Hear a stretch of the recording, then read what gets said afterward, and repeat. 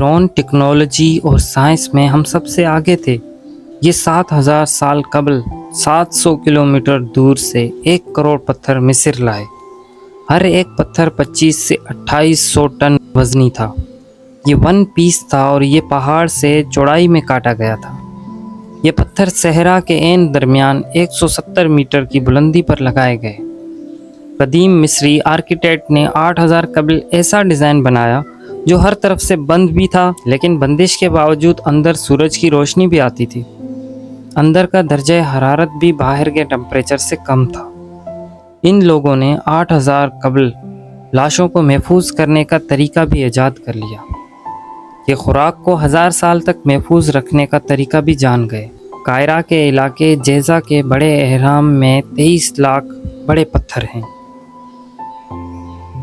ابو الہب دنیا کا سب سے بڑا ون پیس اسٹرکچر ہے، اور یہ لوگ جانتے تھے شہد دنیا کی واحد خوراک ہے جو کبھی خراب نہیں ہوتی۔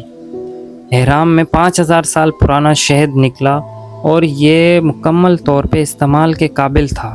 یہ لوگ کمال تھے، پر ان میں یہ خرابی تھی کہ یہ تکبر کرتے تھے، اور اسی لیے ان لوگوں نے اللہ کو یکتا ماننے سے انکار کیا۔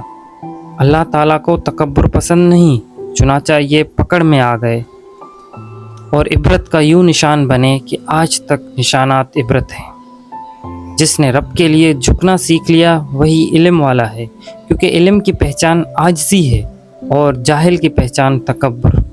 فرمان مصطفیٰ صلی اللہ علیہ وآلہ وسلم ہے، جس کے دل میں رائی کے دانے کے برابر بھی تکبر ہوگا وہ جنت میں نہیں جائے گا۔